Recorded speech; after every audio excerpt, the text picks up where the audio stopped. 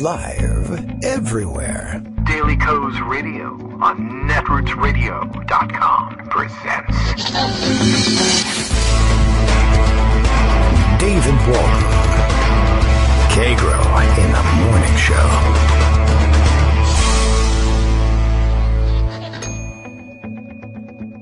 Now, here's David Waldman. Hey, good morning, everybody. It is Thursday, September 28th, 2017. We are ready for one more show. I would say two more. I'm not really ready for both, but we're going to do two more this week. Don't worry about that. We're only doing one today. That's all we can handle. Daily Coast Radio is live right now, as we are reminded each morning by Bill in Portland, Maine, in honor of Hugh Hefner. Oh boy. Kagro X, that's me. David Waldman will do his show from under his mattress. I'm telling you, I waited 91 years to be able to make my joke about Hugh Hefner only reading the Constitution for the articles, but I got my chance this morning. It's a mixed bag of reviews of Hugh Hefner's life today. Is that even what we're supposed to be doing? I don't know. There's a million stories, as always. Lots of different directions we could be going in. Hugh Hefner, he died. And, of course, that is the point at which most of us will take stock of some public figure's life. I did see an interesting tweet or series of tweets from Olivia Nuzzi this morning, and then a lot of interesting responses to it. I should see if I can dig it up. But she was basically upset with, I guess, what she called the tackiness of using the occasion of some public figure's death to pass judgment on whether or not they were ultimately a capital G good or capital B bad person. And, I get that sentiment. We're all raised with that thought in mind. I guess the old "don't speak ill of the dead" thing, but it's an old saying, and it's been around a long time. That's how it got to be old, and it's been around a long time because people have always felt the compulsion to do exactly that. And I'm not certain we're going to overcome people's interest in doing so. Although it was sort of a weird way of putting it. She seems to be pretty upset about this. She says here, "I don't think the occasion of someone's death is an opening to issue final judgments about whether they were good or bad." Of course, that's the basis of several of the world's major religions, but the idea, of course, is that judgment would be passed elsewhere besides, say, Twitter. Although I guess it's God's prerogative to come onto Twitter and express an opinion there instead, but and that may actually happen in this day and age. Who knows?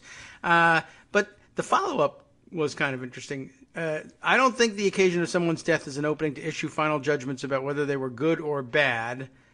Do that when they're alive, and you can effing request an interview." Which is, I assume this is advice for journalists. I don't know what the advice is for non-journalists who might have an opinion on whether someone was good or bad, might be reminded of that opinion on the occasion of their death, or for that matter, the occasion of their conviction and sentencing to federal prison, whatever puts the person in the news. What do you do if you're not in a position to request an interview so that you can have an opinion on whether someone's good or bad? I'm not really sure what that's supposed to mean. But she's a journalist, and she lives in journalism world, and I guess those are the rules by which you would conduct yourself in journalism world. Whether or not that applies to the rest of us, I have no idea. Not a big enough subject for me to actually, confront somebody who's obviously a little bit, I don't know. I don't think whether she's upset about his death or not. I can't tell, but not something to engage in. And besides which, I'm not ready to reach a conclusion about whether or not Olivia Nuzzi is a good or bad person based on this reaction. But I guess I'll just dismiss it and say that's advice for fellow journalists. And the rest of us, I guess, Twitter has just turned us all into journalists, and now we all can't be that we all have to live by that rule. I'm not really sure. Anyway, lots more going on this morning. Greg Dworkin is here. And what's up, Greg? How you doing? Good morning. Good morning. So, I saw this one tweet from Jessica Valenti, who writes for Marie Claire and The Guardian. and I thought it was a great executive summary of Hugh Hefner. Okay. And she said he's rightly remembered for rebelling against right-wing moralism before most people, but please don't forget he treated women like garbage to do it. Okay, that sums it up. That sums it up, and I promise you, I read that tweet for the article, not for any of the pictures. Yes, I did see a lot of interesting information about his activities in terms of support for First Amendment rights, which I guess makes a lot of sense considering there were a lot of people that said initially anyway, you have no right to publish this magazine the way you do. But yeah, as it turns out, he was more about, he liked the amendments, but he did like the articles as well. I thought I would have taken him for an Articles of Confederation guy, but... I think he was in it for the money, and I saw somebody else tweet, Hefner is what Trump wanted to be, but couldn't. That is true, too. Absolutely true. I was thinking about that as well this morning.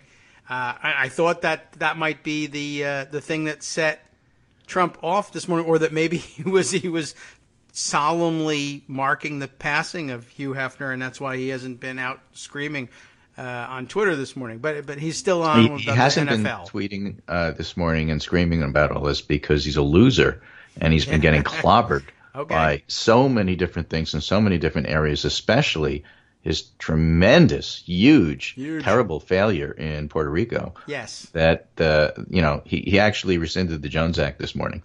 Yeah, he was finally pushed. A week he late. He gave an interesting excuse for it the other day. He just comes out and blurts out, I think yesterday, that the reason I haven't done it is the shipping industry doesn't want it. Oh. Yeah. Well, but now, that's not the problem per se. In other words, there's plenty of supplies that are sitting at the port. That is what was said. Puerto Rico. It can't get into the rest of the country because of a completely disorganized response, which ultimately Trump is going to wind up taking responsibility for. And one of the more interesting critiques of this comes from Russell Honore, Lieutenant General named to oversee Katrina operations by then President George W. Bush. And this is the general that actually got it right and fixed things. Oh. He joined a growing chorus of criticism from Congress about the response to Hurricane Maria. Okay. If we're talking about Trump's Katrina, this is why. It's kind of like Katrina. We got it. Oh, crap, send in the cavalry. Honore, now retired from the military, said in an interview Wednesday. This is a hit on White House decision-making. He said more people and equipment should have been sent to the island in advance of the storm, and the Department of Defense should be given far greater authority over the response. Yes. Only the military has the ability to move supplies quickly onto the island as many ports remain closed. What he called expeditionary logistics, a mix of specialized ships, aircraft, and other equipment that the National Guard can't match. So, in other words, they sent the National Guard, not the military. It's the military that could invade Puerto Rico and do it right. Yeah, well, pretty much. I mean, literally, it's what it is. Yeah. You have to be able to, it's like the Marines hitting a beach. You have to be able to do it even if they don't want you because the environment, not the people, don't want you. Yeah, I mean, no airfield, tough luck. Yeah, we'll get there anyway. How do you get Before the storm hit, the federal government should have positioned more personnel in Puerto Rico, he said. Most of the island's 3.4 million residents still lack electricity. 11 of 69 hospitals have fuel or power. They've had to evacuate one of the children's hospitals, at least the ICU part of it.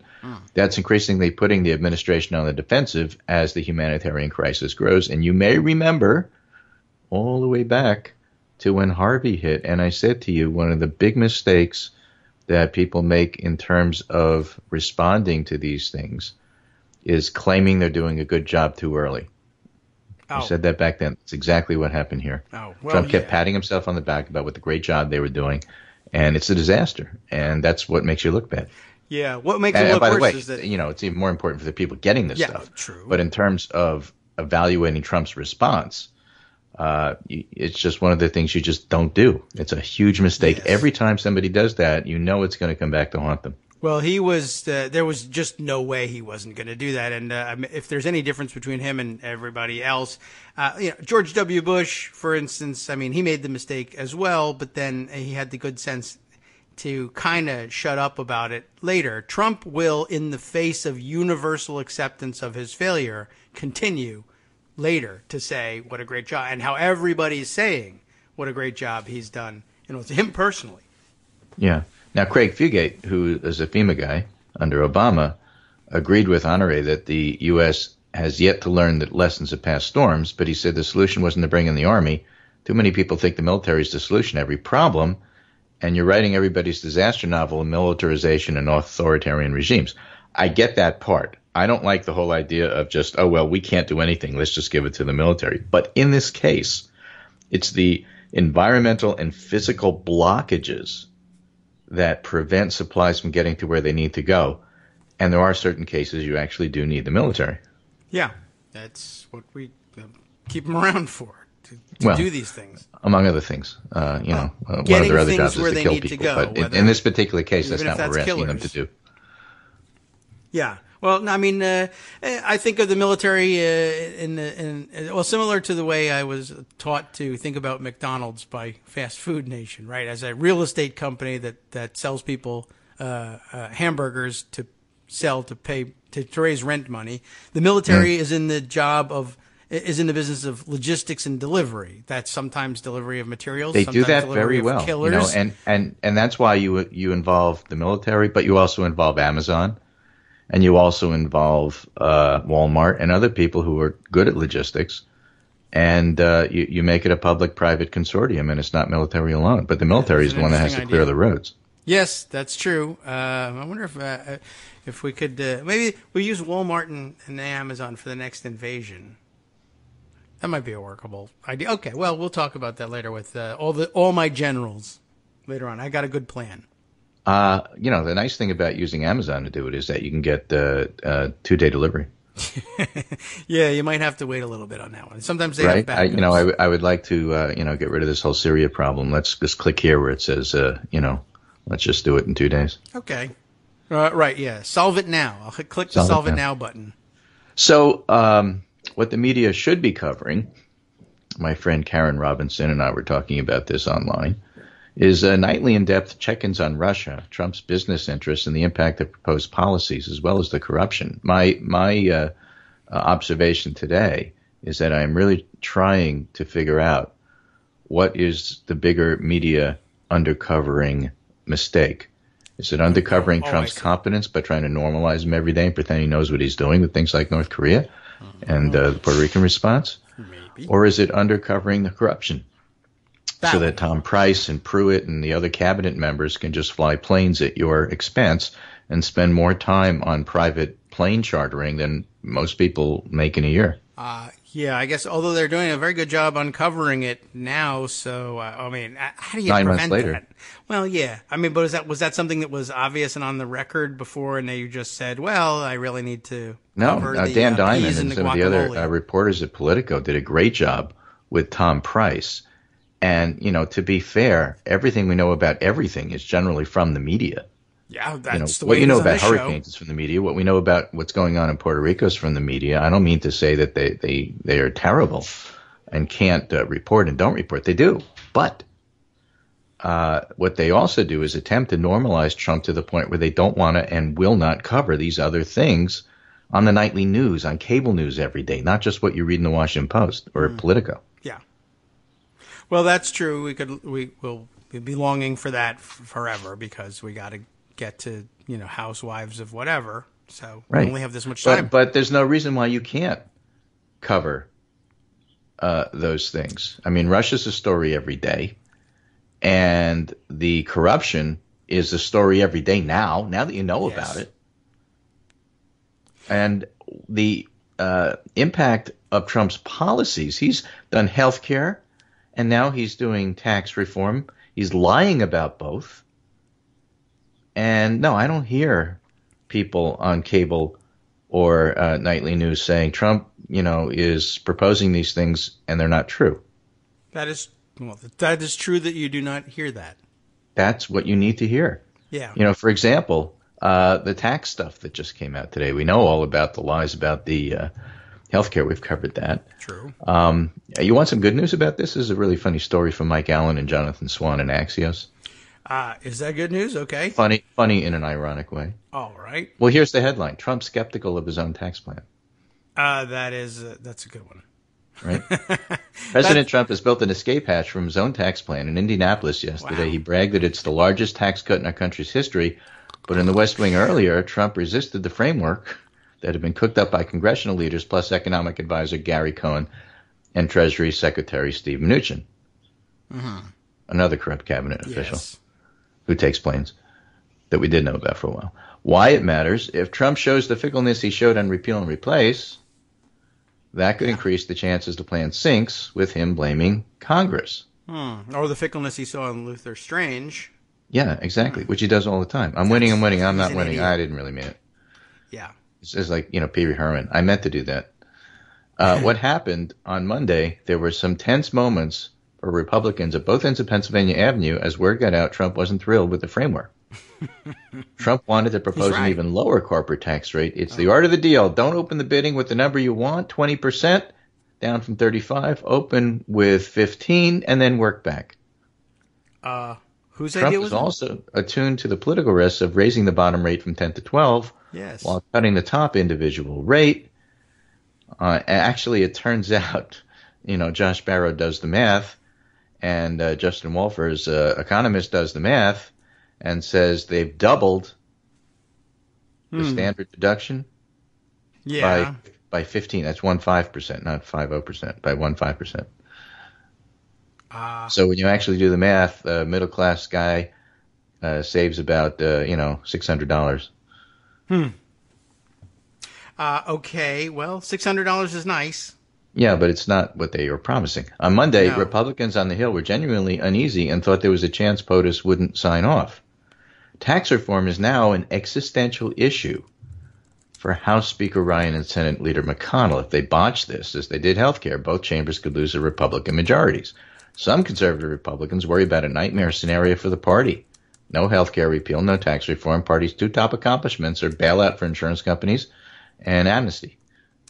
That would depress Republicans and excite Democrats, the surest formula for the GOP to blow its majorities. Yeah. Right? How it's playing. USA Today banner. Trump could reap millions in tax plan proposals to cut estate taxes. AMT would benefit wealthy. LA Times, tax plan would hit state hard. GOP proposal would end a big tax break for Californians and may curtail the mortgage interest deduction. So the introduction of it isn't especially going well. And here's a little tweet storm from Josh Barro. The whole point of raising the standard deduction while abolishing the personal exemption is to screw middle-class income itemizers. So now you get a standard deduction of $6,350, a personal exemption of $4,000. You keep the personal exemption even if you itemize. Under Trump's plan, you get $12,000, but you lose all of it if you itemize. Anybody who itemizes loses.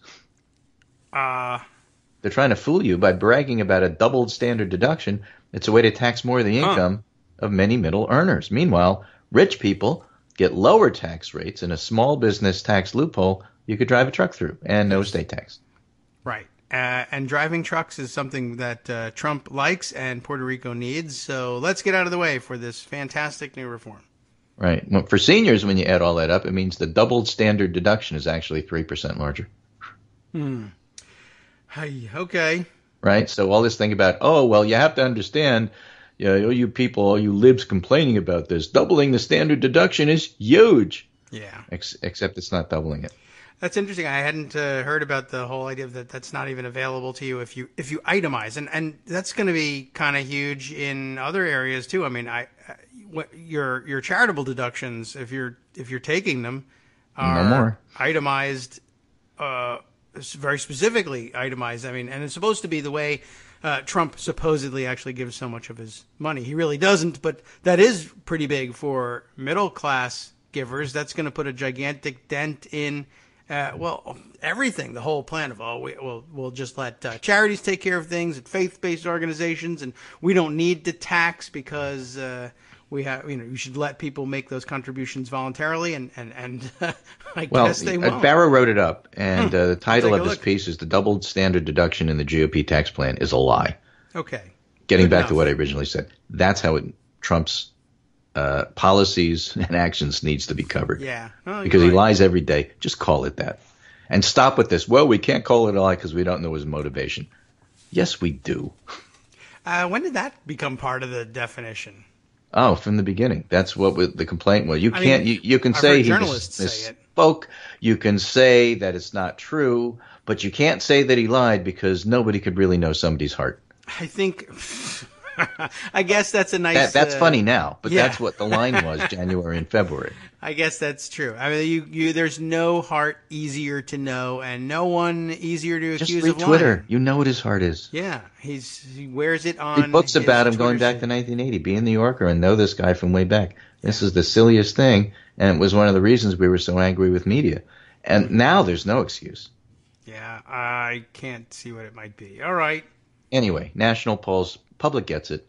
Trump is not fit to be president, American voters say. Quinnipiac University national poll finds voters disapprove 2-1 of his handling of race relations, among other things. Josh Tucker, political scientist, says it's still largely a partisan phenomenon, although 2-1 ratio among independents is notable, especially if it contains anti-Trump Republican defectors, which, by the way, undoubtedly it does. Independents always contain Republican defectors. Right. So we have proud of the president, 27%. Okay. 61% of Republicans. Embarrassed, 51%. But interestingly, it's 12% of Republicans. Well, they're just hard to embarrass. 87% of Democrats and 53% of independents. Okay.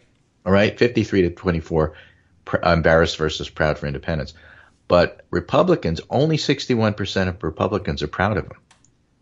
That's not good if you're a Republican president.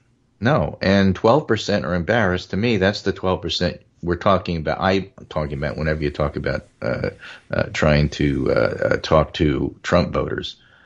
It's that 12%. It's not the 61%. They're lost. Forget that. Were they Trump voters? Maybe they weren't. I don't know. Well, 90% chance because that's what happens. Yeah, I guess so.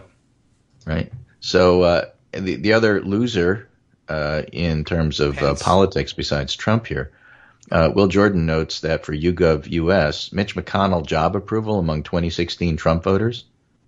Among Trump voters, okay. Among 2016 Trump voters, Mitch McConnell's job approval. In February, plus 21. March, plus 15. Now it's minus 42. Okay, that sounds like a joke, but I think he's gone down. Yeah, I think so. I was surprised to hear any pluses at all. Among Trump voters. These are Republicans. Right. And usually the partisan stuff kind of carries you. But ever since healthcare failed in August, he's been dropping. And now they're trying to push this tax reform thing with all the fancy, sunny talk about how wonderful it is. It itself is a lie. By the way, there is, as Daniel Dale points out, there is no tax bill. This is a tax framework. Okay. We don't know the details. All right. Once again, no actual bill. No actual bill. And ordinarily, I would say it's early in the process, but Trump keeps promising this thing.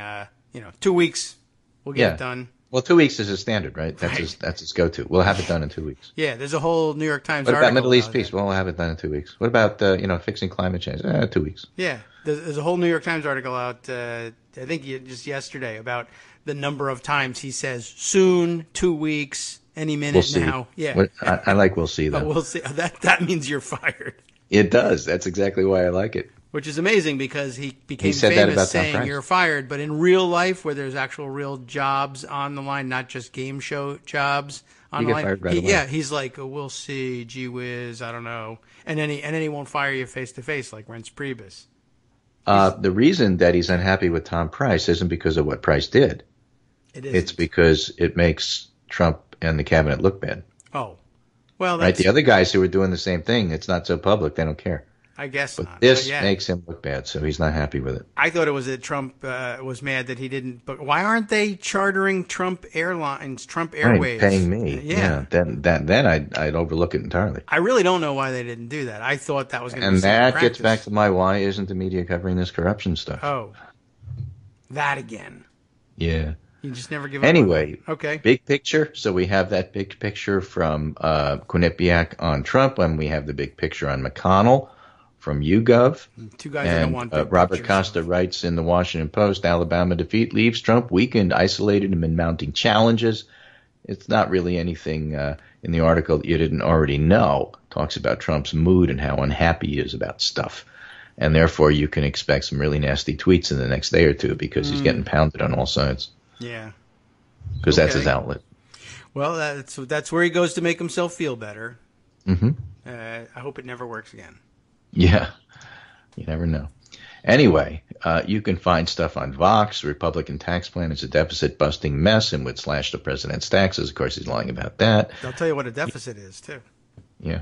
You can find that's just in the Wall Street Journal 5 takeaways from the GOP tax framework, what we know so far. Okay. Don't try too hard to calculate your tax bill. You don't have enough details. Wealthy win, but stay tuned. There will be bigger budget deficits. All of a sudden, all the deficit peacocks, as Joan likes to call them, all of a sudden don't care. It's the beginning, not the end, and business fights lie ahead. In other words, there's no bill. All right. That's par for the course. Right? Nick Gorovich has a nice little tweet storm here, short one. Trump's push on culture wars undermines the GOP's policy objectives on healthcare and taxes. Okay. The whole theme here is that there are, for Democrats, people who tend to be socially liberal and fiscally liberal. And that's where most Democrats fall. Okay. But Republicans are not the opposite. Okay. There are plenty of Republicans who are fiscally conservative and socially conservative. But there are also plenty of Republicans who are fiscally conservative and socially liberal. Okay. And so, for him to do that, he can offer some things, and then there are socially conservative, fiscally liberal. Okay. So there's a mix in the Republican side, and when he loses them on the economics, then he goes for the NFL. We'll come back to that in just a few minutes then.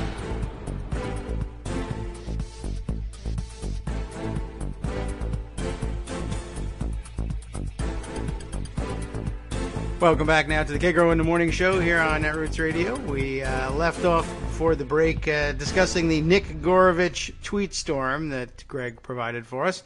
And I got a good explainer during the break. We'll go back over the materials there and catch back up on that. So imagine that you have, let's say, a union worker or a cop. Right? Okay. And they want tax breaks for themselves. They don't want tax breaks for corporations. They are not Paul Ryan fans.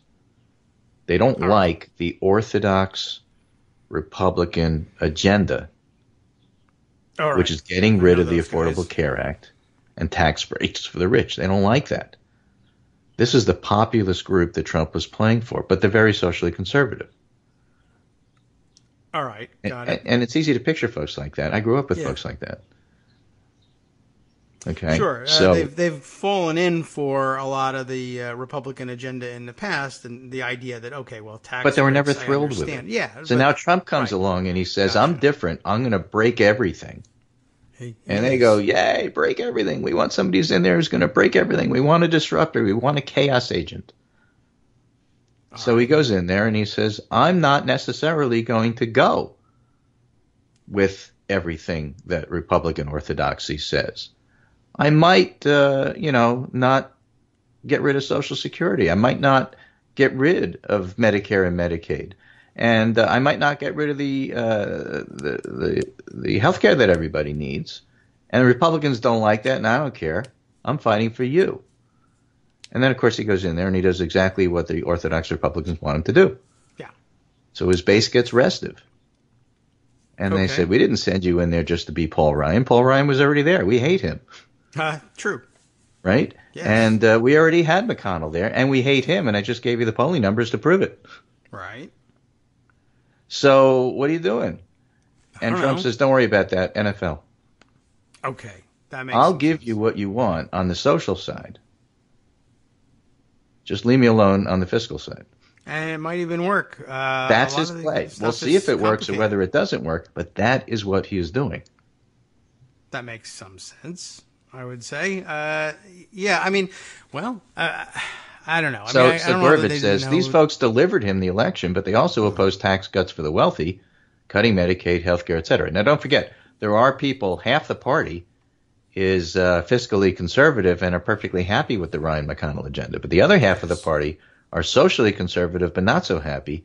The only way Trump wins is to get them both, which he did in the election. And now he's got to keep the socially conservative fiscal liberals in his coalition there without losing them. And the only way to do that is to ratchet up on the social stuff. So I'm just telling you, it's coming. It's getting worse, not better. And this is why. I wonder, too, by the way, whether the people who are plotted on this chart as socially conservative, fiscally liberal, I suppose if you ask them about where they are fiscally, they would say they're fiscally conservative, but they aren't. I mean, I don't think that we have the same definitions going on here. And I understand both definitions. I think pretty well. They wouldn't be willing to say they were anything liberal, just because they've been trained not to say that.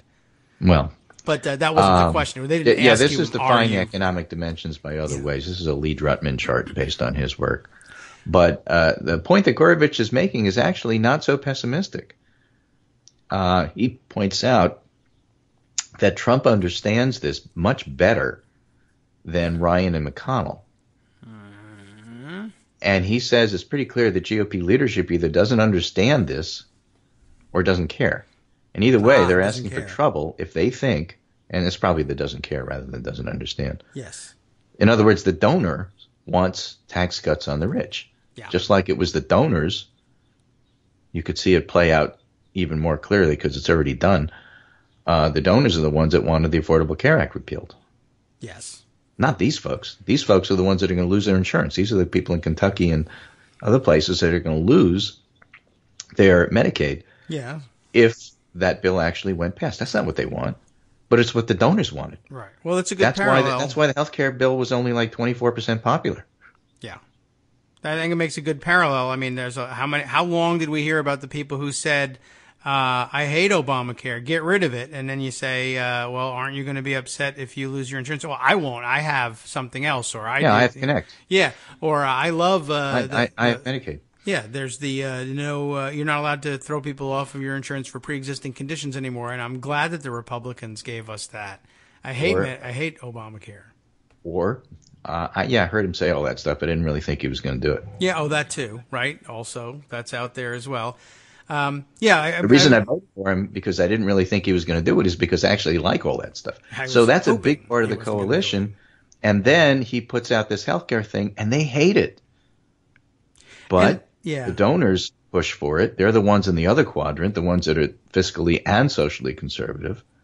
And they're happy with the push, but that means that, maybe, and there may be 2/3 of the Republicans, but 1/3 of the Republicans are not so happy with it. And you can't lose 1/3 of your supporters there when, in effect, you got a 50-50 nation. Yes. Well, that's the bottom line is, you can't lose them and then win. The only question is, will you lose them? Because this is one of those weird situations where facts don't matter and things don't apply. Like, you'll lose them if you do this thing. Stuff, the less you're going to lose them. Yeah. That's the play. That's the whole idea. There's that, certainly. I was only commenting on the fact that if a significant portion of your voters are people who say things like, well, I didn't think he was really going to do it, or I didn't know he was talking about me, or I hate Obamacare but actually love Obamacare, and then you say, well, what's their reaction going to be when they find out that he screwed them? And I guess one part of the answer is you'll never find out, because you'll be talking about the NFL the whole time, and you'll come out pretty sure that nobody who's that right on the NFL could be that wrong on everything else that matters. And so therefore he says he did the right thing. I don't really understand it. I don't know where all my money went, but he says he did the right thing, and I was with him on the NFL, so I'm with him on all this other crap too. And in the meantime, they should have obviously realized that all of the actual policy was going to be written by the people they hate, because he just told us, I thought when I got elected president I was going to walk into the office and there was going to be a health care bill ready the way I wanted it on my desk for me to sign. He doesn't really understand that if he makes no effort to have input on policy, they're not going to hand him his policy because he's so nice and his hair looks so good. You got to go write it. And the people who write it are the people on the other side of that equation. Of course they're going to hand you their bill. And he's going to be unhappy with it, rinse Yeah. and repeat. This is going to happen over and over and over, and it's predictable. Yeah, especially, it's certainly predictable if the president is an empty-headed moron and has no idea what he wants in terms of policy, and even if he knew, wouldn't know how to pick up a pen and write it. Right, in theory, and in practice, like I said. Yeah. Hey, that guy's dumb. I don't like him. So here's, just to pick up on that theme, Dylan Matthews in April of 2017 had a kind of intriguing piece in Vox Okay. entitled, Why the Alt-Right Loves Single-Payer Healthcare. Why the alt-right? Okay. All right. Just to make the point, part of his base is not Orthodox Republican. True. Mike Cernovich I'm on lost 60 Minutes. Yeah. Okay. I believe in some form of universal basic income, he told CBS's Scott Pelley. I'm pro single-payer healthcare. Okay. Might seem like a bizarre position, but single-payer healthcare entails nationalizing most of all of the healthcare initially. Nationalizing. National socialist. Well. Well, so not so surprising, right? No. Cernovich is less a traditional conservative than he is a Trumpist, and Trumpism, in its purest alt-right variety, cares more about white working-class identity politics than traditional conservatism. This is back in April. More and more Trump fans are seeing single-payer as part of that. Okay. And so he lists other people who have endorsed various models of single-payer in recent months and years. Christopher Ruddy from Newsmax, John Derbyshire, Newsmax CEO, Richard Spencer, others, even Pat Buchanan. What are we reading here? I'm reading something called Why the Alt-Right Loves Single-Payer Healthcare. Yeah, I'm all right. I'm scrolling for that one. Okay. I'm just picking up things that I didn't have on the list. Oh, So I'll put it okay. at the bottom again so you can find it. Excellent. Okay. Yes, there we are. Okay. I guess I could see the alt-right loving single-payer healthcare because they would have no problem doing something like saying, let's have single-payer healthcare available for everybody, but if you're black or I don't like you, you don't get it. And that's consistent with my position and always has been, so okay.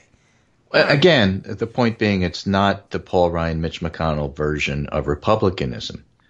And so you have this group of people who are not beholden and in love with what Ryan and McConnell stand for and are doing, nor are they in love with the Republican donors. And so that's where you have the seeds for civil war.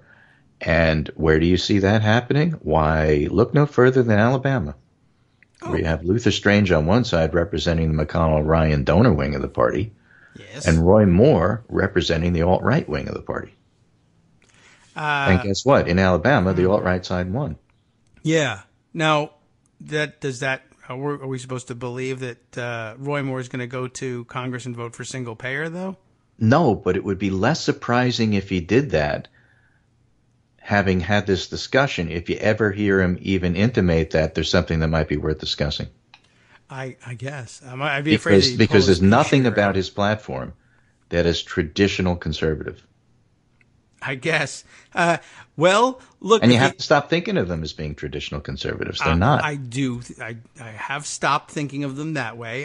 If Good. they want to Now own we have libs to by convince passing that single payer. 10% of Republican voters who are ashamed with Trump that, there's nothing about conservatism and the McConnell-Ryan wing of the party that you have to love, or the opposite. If you really do love that, there's no reason why you should continue to support a party that supports a Roy Moore or a Donald Trump. Either way, you have a situation where the party is in danger of splitting. Okay.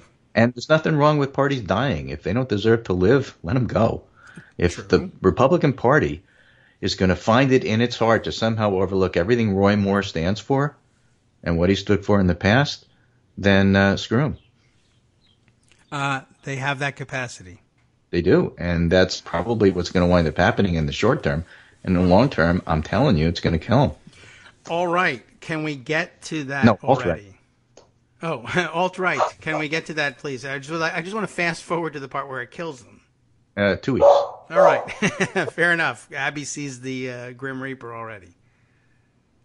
Well, don't open the door. I won't. Okay. Well, at any rate, I better take care of that. But in the meantime, let me just sign off then and say thank you for having me on. Well, this is great working, speaking with my friend David Waldman and Abby. Yes. And we'll be back on Monday, and we'll do it again. All right. Excellent. Milk bones all around. Have a great weekend. And we'll catch up with you then, if there's single payer by that point. Okay, take care. This is intriguing. Lots of directions we could be going in today, as always. Now I'm intrigued by this one. I could see this. This is complex. There's a lot of moving parts. But at bottom, it might just be that they're gimmitarians and nothing else. That would make it simpler. That's a good shorthand way of explaining what I think must be going on here. Why the alt-right loves single-payer healthcare. And I assume that, like I said, I want to have my healthcare taken care of. And it's okay with, and you know what? They might even be doing it. There's a possibility that they might be doing it, not because they truly support it or that they even have any serious understanding of what it is.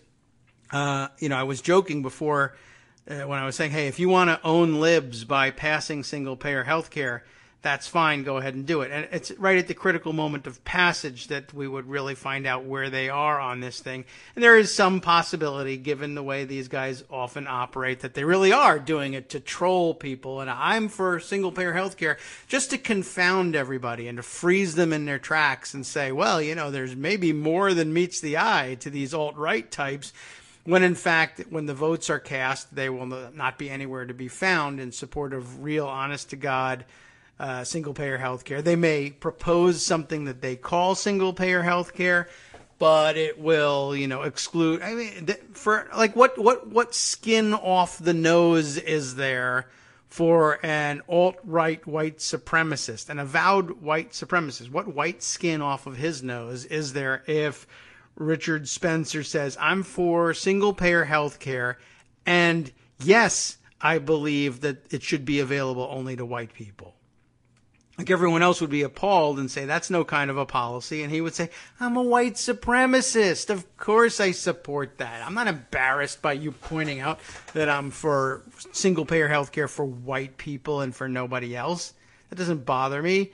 And, and then they'll bring up, like, let's say they get Roy Moore to bring that bill to the floor, right?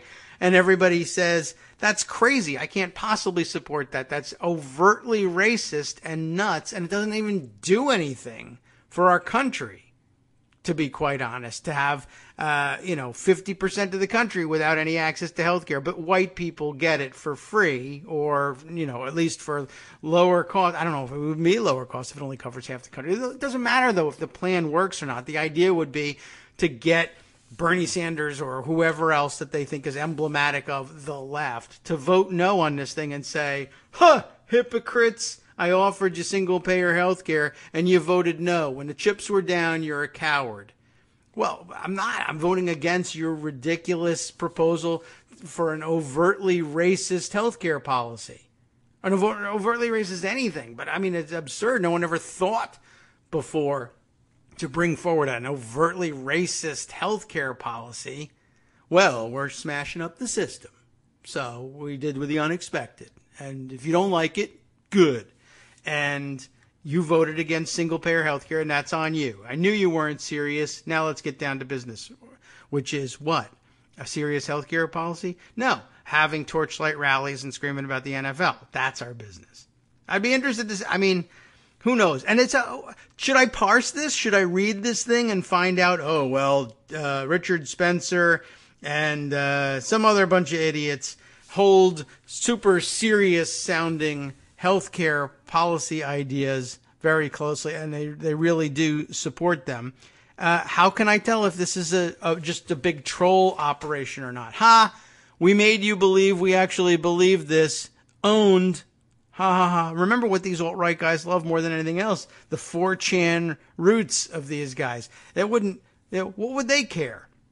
Especially if they don't have health insurance now and think at bottom that they don't need it because they'll just steal whatever they need from people because they're gimmitarians at bottom. So they waste the time of the so-called serious people debating a proposal they don't really even support just so they can own the libs at the end. I don't know whether that's what's really happening.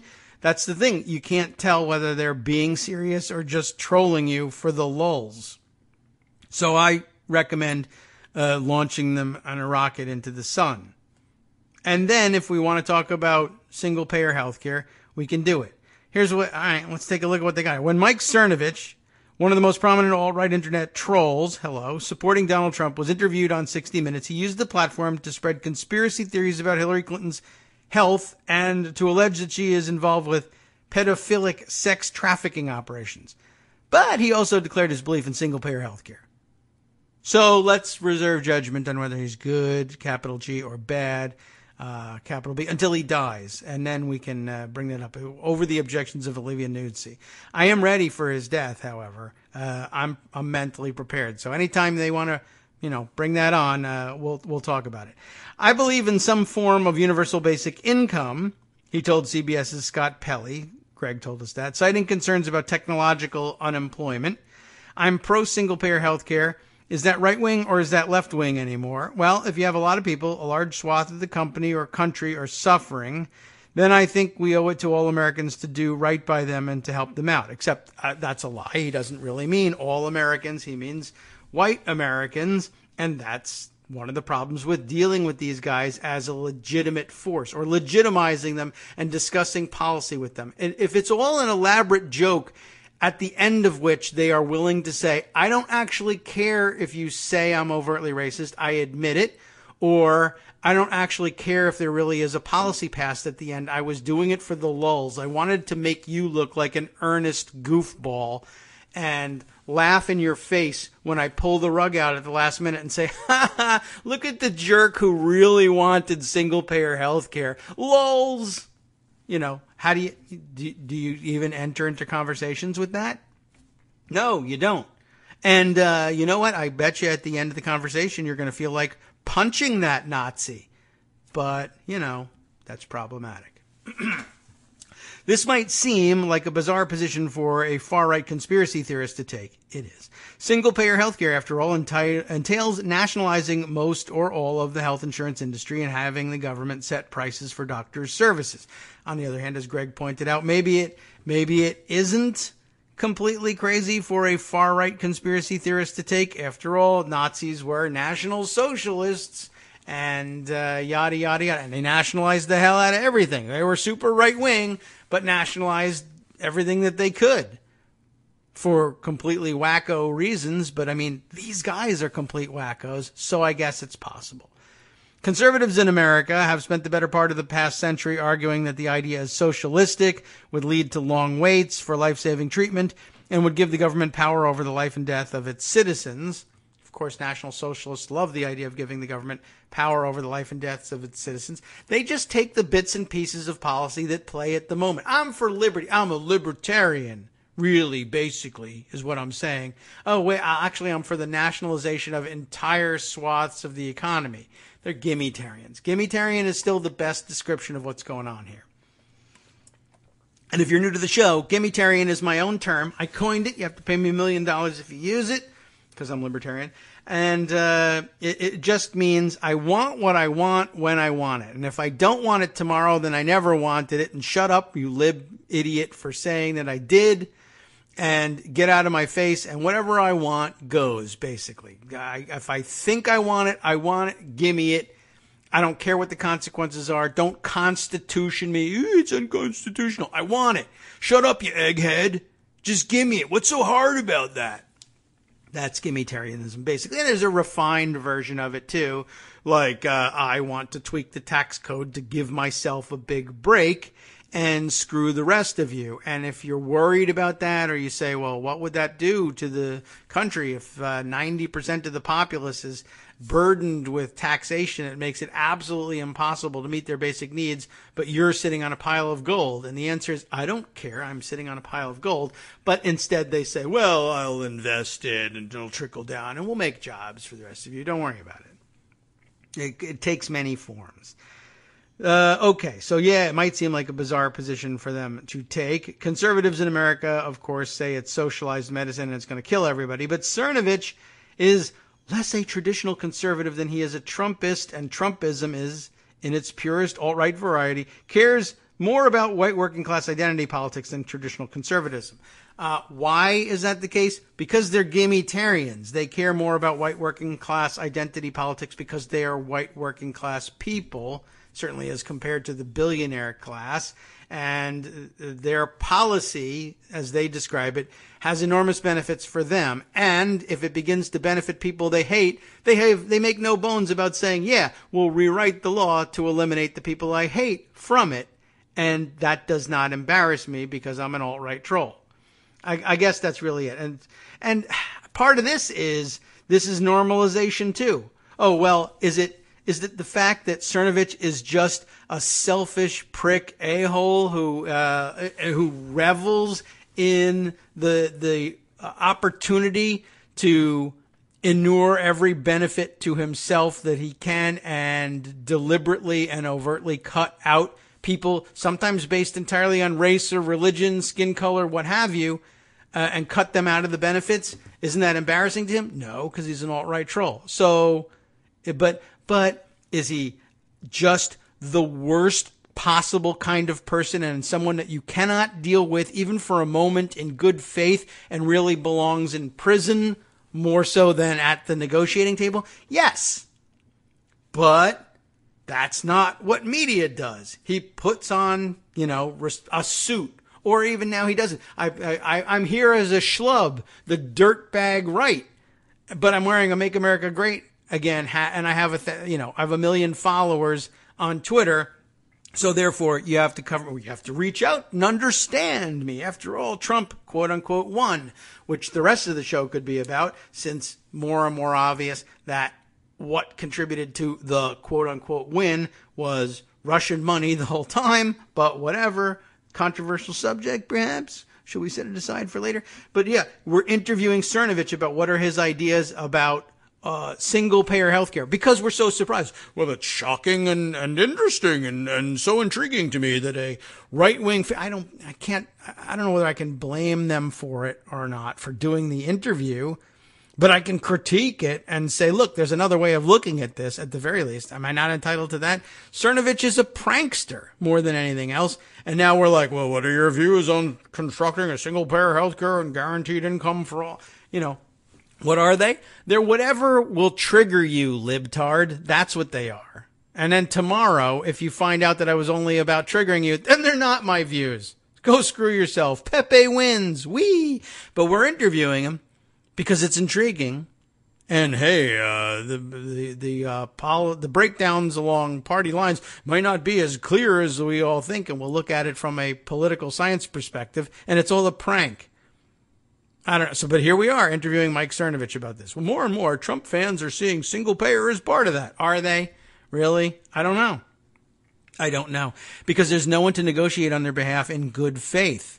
They all just deserve to be, pushed out of a plane, not negotiated with.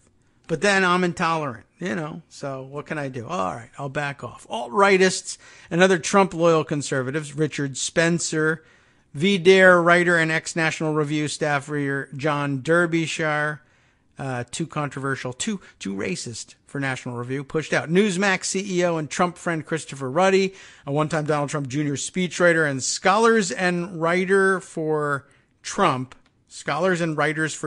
head F.H. Buckley, whoever, never heard of him, all endorsed various models of single payer in recent months and years. Now, you might say, I don't know whether Ruddy necessarily fits in the all those guys. Spencer is, but Derbyshire, Ruddy, and Buckley, I have no idea who those guys are. They occupy, I think, a different space. Suits, not, schlub clothes, but MAGA hats. But still, alt-right, and they very often don't care about being labeled racist. So they've endorsed various models of single payer. That might be serious. It might not. I don't know. It might be I think that there's a pretty good chance that Cernovich and Spencer are in it for the lulls. Spencer is the bridge to the suit-wearing crowd because he's so goddamn dapper that we normalize him as well. And although, he does get punched a lot, and that's okay with me. I don't know. I don't know why you would bother taking him seriously, except that an alt-right troll is president of the United States. So I guess on some level you're supposed to, even if you don't necessarily have to take it all seriously. Even elites in the alt-right mold who once deplored single-payer are changing their tune. It says, Pat Buchanan. Are you kidding me? Pat Buchanan, the paleo-conservative three-time presidential candidate whose white identity politics and fiercely anti-trade and anti-immigration stances helped inspire the modern alt-right, had free market views on healthcare in the 1990s and condemned Obamacare as a scheme to kill grandma in 2009. This week, he told me in an email he has, quote, not taken any position on single payer and has pretty much stayed out of the Obamacare repeal and replace debate. Of course, everybody thought that was because he was a washed up old fart, essentially, and had no business in it and had ceded the territory to the young guns, if you will. But I guess it was all strategic now. I have a lot of doubts about whether or not they're changing their minds. And like I said, there's no point in negotiating with people who are not embarrassed to say, healthcare for all except black guys. We'll be back after this.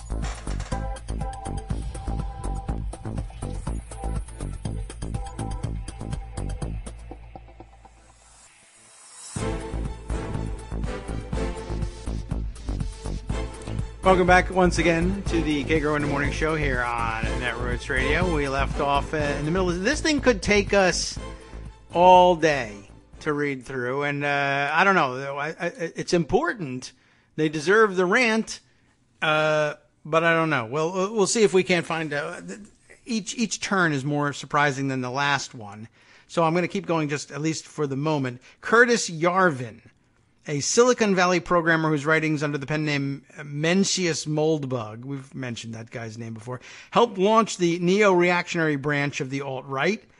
He told me he welcomes the movement's trend towards single-payer, viewing it as a sincere effort to think realistically in the present tense rather than in abstract ideology. I doubt it. Insofar as the alt-right and the Trump-supporting right more generally have a coherent economic agenda, they do not. It is vehement rejection of the free market ideology crucial to post-World War II American conservatism.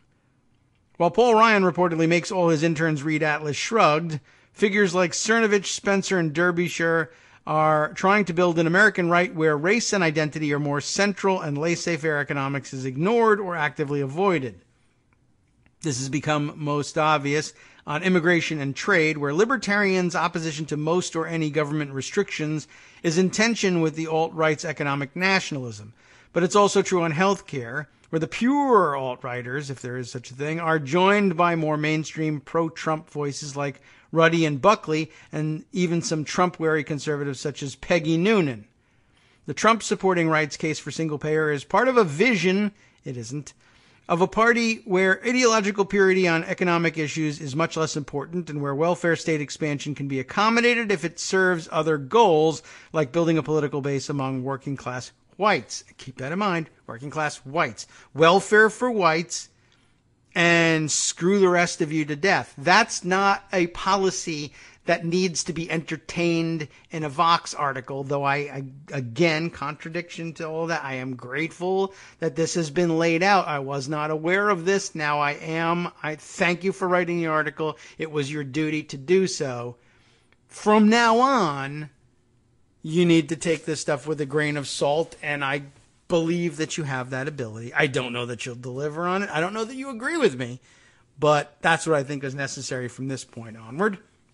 The Trump-supporting rights case for, we did do this part. The welfare state has always been more popular with the Republican base than with its elected officials. And I might as well point out it was always more popular with Ayn Rand than she led on. Although, I guess, apparently while she was alive, she was quite open about being willing to grab up those Social Security payments. If you're handing it to me, I'll take it.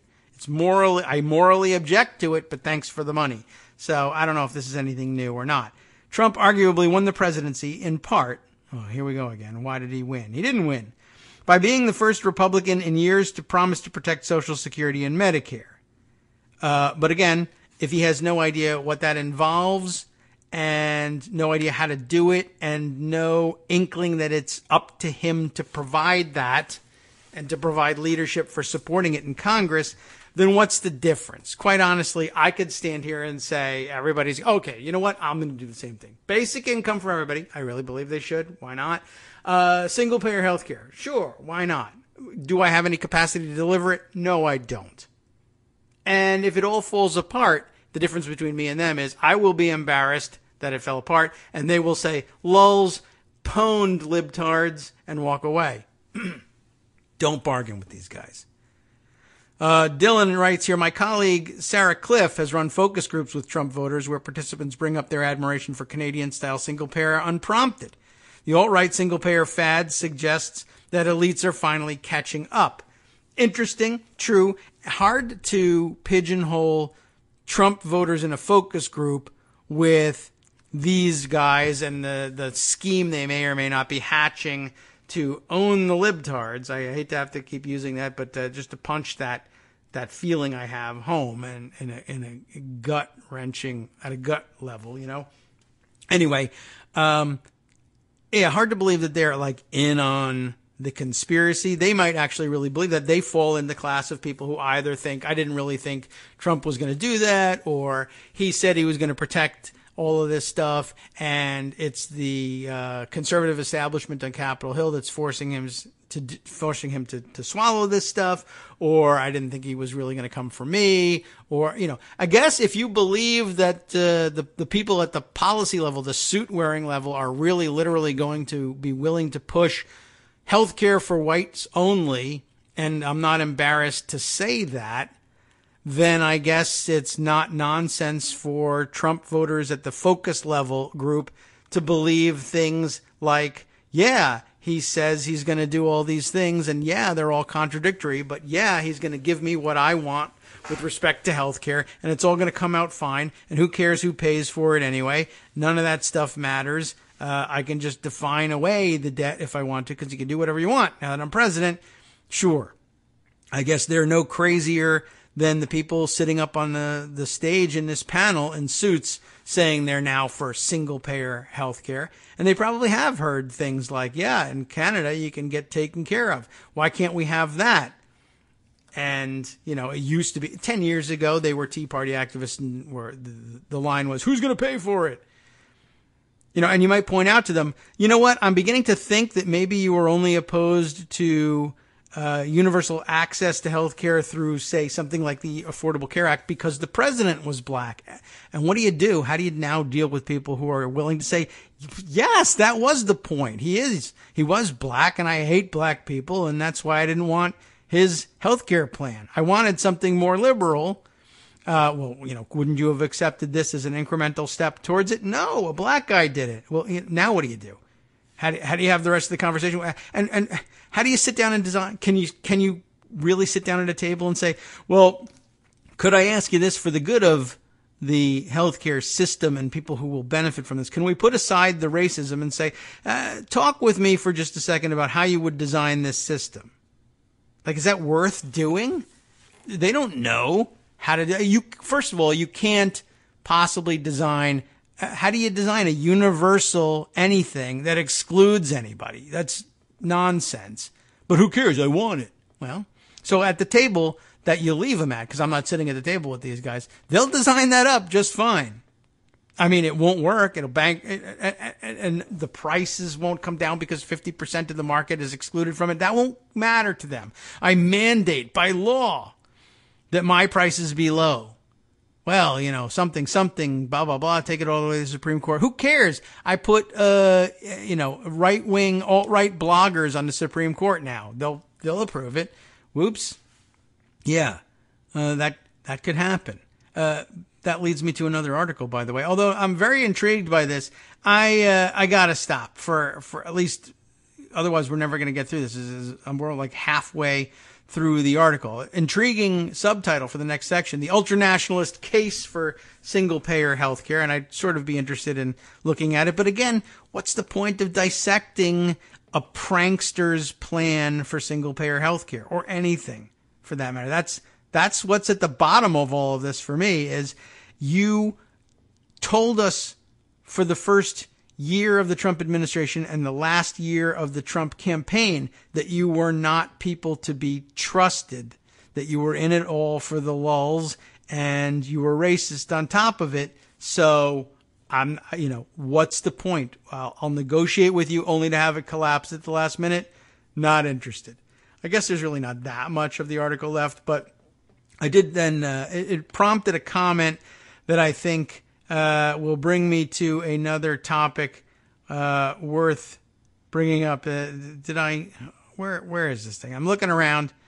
How come it's not immediately obvious to me in my pocket? I mean, maybe it's because it was something that got retweeted rather than put in pocket, but I thought it would be something that would interest Armando a little bit too.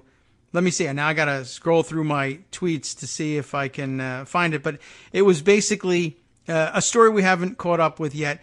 Neil Gorsuch's willingness to join basically to do a political tour and a series of political speeches.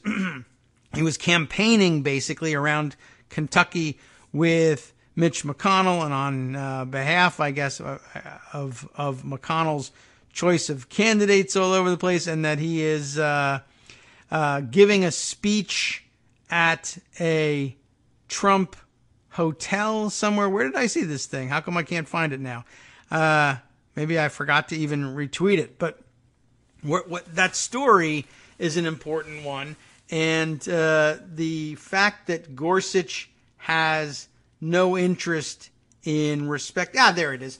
No interest in respecting the lines between the judiciary and the political branches that are supposed to exist. That's something Armando has told us about forever. He's always believed that they have no respect for that seriously, and they only mouth certain lines about it to try and preserve what little legitimacy there is left for the court. This is what I was thinking of here today. I've got a Think Progress article from Ian Millhiser. The Supreme Court's legitimacy problem comes up in the context of what Gorsuch is up to. What happens when the Supreme Court ignores the line between law and politics?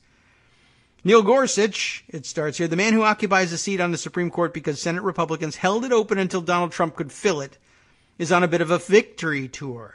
Last week, the staunchly conservative judge spoke at the University of Louisville's McConnell Center. McConnell, as Senate Majority Leader Mitch McConnell, the center's namesake. Again, I guess I really must have namesake backwards. And the man who orchestrated the strategy that placed Gorsuch on the Supreme Court sat just a few feet away. McConnell, who also introduced Gorsuch, told the audience that he could not have been happier when Trump named Gorsuch to fill the seat the senator held open for more than a year. On Thursday, Gorsuch will speak to a conservative group at Trump's D.C. hotel. By headlining this event, Gorsuch will personally enrich the very man who appointed him to his lofty position, and he will enable the very mechanism that allows Trump to profit off the presidency, which, by the way, he would be one of the 9 entrusted with the task of deciding whether or not such an arrangement violated the emoluments clause of the Constitution. It can't violate it. I was doing it, right?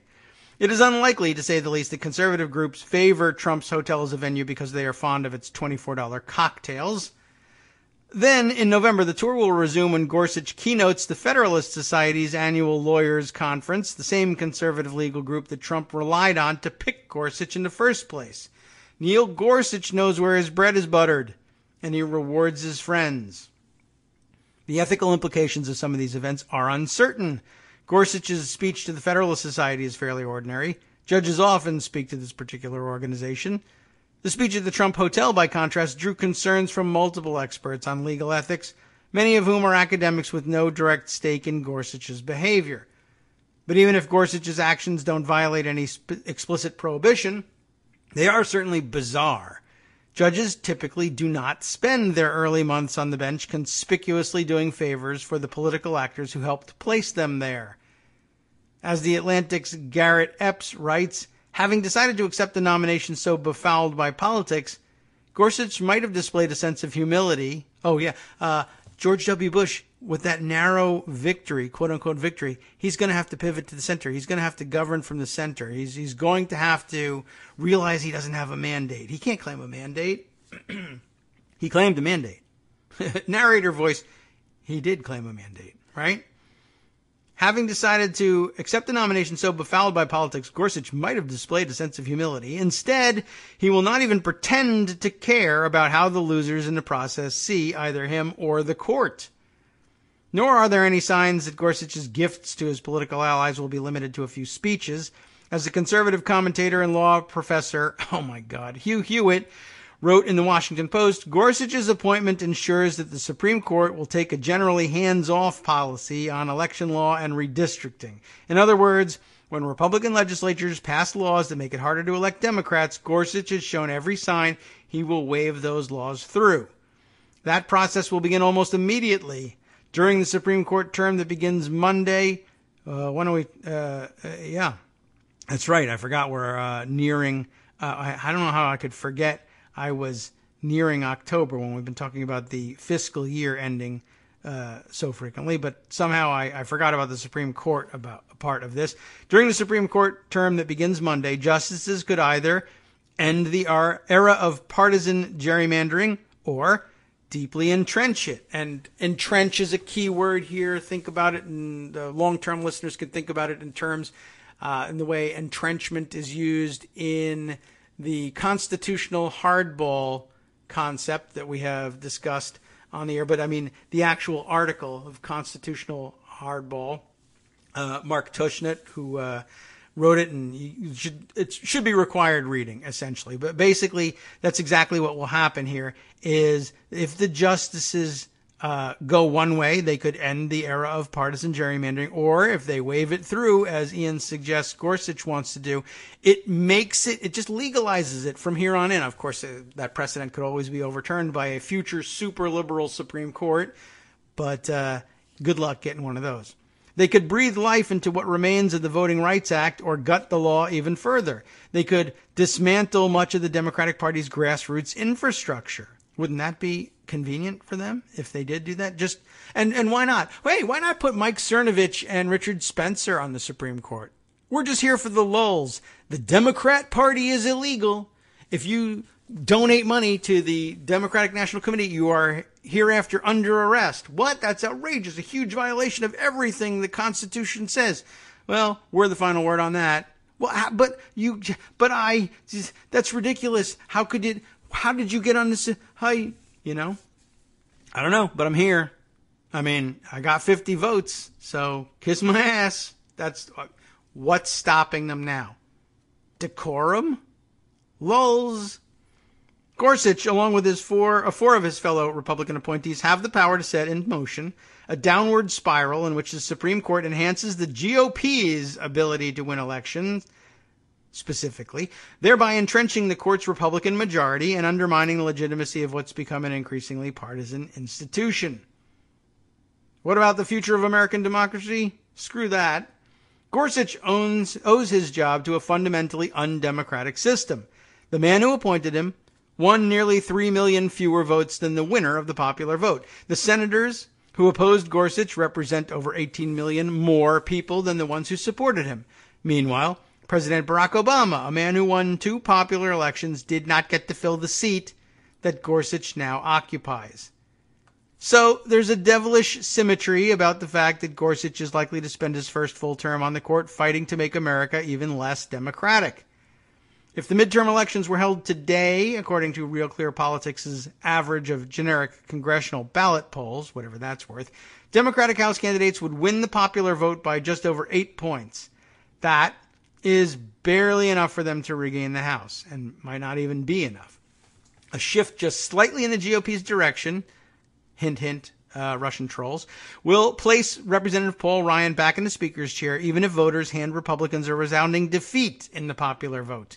Against this backdrop, the Supreme Court will consider Gill v. Whitford on Tuesday. A year ago, when Secretary Hillary Clinton seemed likely to be the next president and Chief Judge Merrick Garland, Obama's nominee to the Supreme Court, the next justice, Whitford also seemed likely to be the case that ended many of the most aggressive partisan gerrymanders. Unlike Garland, however, Gorsuch is all but certain to be a vote in favor of gerrymandering.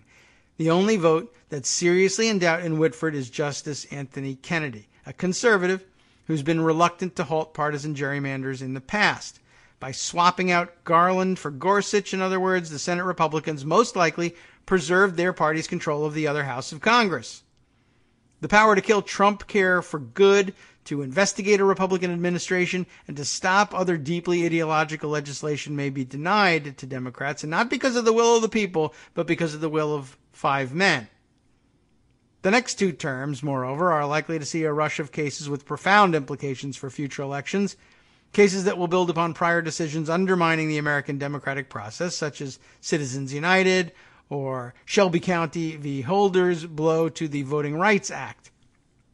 An Ohio case seeks to legalize voter purges, supported by the Trump administration.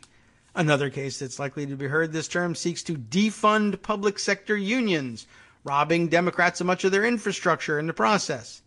Racial gerrymanders will be before the court, possibly several times over the next couple of years, as will voter ID laws.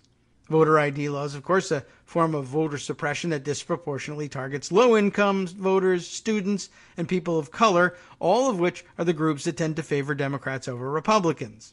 The proponents of voter ID often argue that it prevents voter fraud at the polls, but that fraud barely exists, except when Republicans are doing it by voting in Virginia rather than Maryland, etc. A 2-year, $250,000 investigation by Iowa's Republican Secretary of State found exactly 0 cases of such fraud in his state, and that's been replicated all over the place. The law's real effect, and most certainly their real purpose, is to keep legitimate voters from casting a ballot. Indeed, one recent study found that 11.2% of eligible non-voting registrants in 2 Wisconsin counties were deterred by Wisconsin's voter ID law. That adds up to about 16,800 people in those counties. Additionally, another 6% of non-voters were prevented from voting because they lacked ID or cited ID as the main reason they did not vote. Meanwhile, Secretary Clinton lost the state as a whole by only 27,257 votes. It is reasonably likely that Wisconsin's voter ID law cost Hillary Clinton that state. It is also possible that such laws could re-elect Donald Trump if the Supreme Court allows them to stand. And if Trump retains the White House, that means more Gorsuches, possibly as many as 3 or 4 more. A majority of the court could be stocked with young, diehard Federalist Society, or I should say Gimmitarian stalwarts, and at that point it may not matter much who wins future elections. They'll all be for show at that point. The Supreme Court's ambitious right flank is the next section. You know what? I'm going to stop on this one, and I guess just recommend the rest of it for your own reading. I was going to say reading enjoyment, but reading infuriation might be more like it. There's much more to get to. I want to throw out there this piece here. Talking Points Memo wrote it up. I got an interesting email from Brad Miller on the subject. I remember a couple of weeks ago, maybe months ago at this point, you may perhaps remember the article that he wrote about how he viewed Joe Arpaio's pardon as possibly illegitimate in its entirety, and certainly his request to have all his conviction vacated certainly was out of bounds. And more action on that front. Talking Points Memo wrote it up here, and let's at least get the headline out there. House Dems ask federal judge to reject Trump pardon of Sheriff Joe Arpaio. Nicole LaFond wrote the piece up, saying more than 30 House Democrats have filed an amicus brief asking a federal judge to reject President Donald Trump's pardon of controversial former Sheriff Joe Arpaio. The whole pardon. I guess. Trump announced he would pardon Arpaio of his criminal contempt of court conviction for racially profiling against Latinos while serving as county sheriff in Maricopa County in Arizona. Arpaio was an early Trump supporter, and the president said he was treated unbelievably unfairly. But House Democrats think his pardon is unconstitutional and intrudes on the judicial branch, Politico reports. A full and unconditional presidential pardon effectively deprives the court of the independent means of self-protection and makes the court dependent on the executive, the House members wrote. The pardon here is an intentional usurpation of the court's authority by the president. President Trump does not pretend that his pardon of the defendant is based upon the considerations of grace that usually justify the exercise of the pardon power. Arpaio was found guilty of contempt of court, by the way, in July, and Trump pardoned the former sheriff on August 25th. So not a lot of time to get to the old grace that usually justifies the exercise of the pardon power. And it's a decent argument. I don't know if it's going to hold up, and who knows what people like Gorsuch would do with it, even though it implies or implicates his very own powers and prerogatives. He may not care. He seems more than determined to live his life in service to those who gave him this lifetime appointment. So we'll see how jealously he protects the prerogatives of the judiciary. Does everybody, grasp the argument? We talked about it a little bit before, and Brad Miller sent me the whole brief, etc. It's all very interesting. Would take forever to go through on the air, but you could read through it. Certainly, I don't know if although most of it's in PDF form. I don't know if maybe we can provide those things as outside reading. But basically, they're just saying it's going to be an interesting argument to make. Like, judges will have to make a decision in this case about whether or not they will accept amicus briefs from members of the House. They're not parties to the suit, so standing isn't really an issue, but maybe something more analogous to standing. They might, I guess a court would be within its rights to decide that, no, these briefs aren't properly admitted into the record, but it's the legislative branch arguing on behalf of the judicial branch that there's a separation of powers issue. The separation of powers issue doesn't, at this point, directly implicate members of Congress, though, but because the mechanism would be the same, and President Trump shows no more interest in recognizing the boundaries between the executive branch and the legislative than he does between the executive branch and the judicial. The judicial branch, just an early warning, a canary in the coal mine here. I'm telling you, court, you should admit our amicus briefs because it's your prerogatives at stake, though we see the day coming when it will be ours. But should you let your guard down and allow this to happen, there's no stopping it when it comes to intrusion on the legislative branch. But basically, if the court can't hold people in contempt to enforce its own rulings, then it doesn't exist as an independent judiciary. It has to be, at some level, considered unconstitutional that the executive branch can step in and waive off penalties for disrespecting a court order. That's actually, to me, a pretty solid argument. Again, it's novel, and so anytime the argument is novel, it's very easy for courts, particularly conservative ones, to blow it off and just say, well, it's never been done before, and I'm super conservative, so therefore it can't be done ever. And it takes a liberal set of Supreme Court justices to break that mold and then establish precedent. And then, allegedly, conservative judges then are supposed to feel bound by that, but they rarely are anyway. Oh, well, it was just wrongly decided, you see. So there's an out for everything. But basically they're saying, look, if the courts can't hold people in contempt, but at the president's say-so, then there's no contempt power at all, and there is no independent judiciary. And I think we're all still taught in civics in high school that the Constitution is what demands an independent judiciary. They got their own article in the Constitution. And again, everybody read the Constitution for the articles, right? You remember all of that. Article 3, if there wasn't supposed to be an independent judiciary, why bother with a whole article dedicated to them? It's a complex thing. I don't expect conservative judges or judges who like to describe themselves as conservative to be willing to recognize it, but it's a well-made objection, a lucent, well-thought-out objection. Overruled. We'll be back after this break.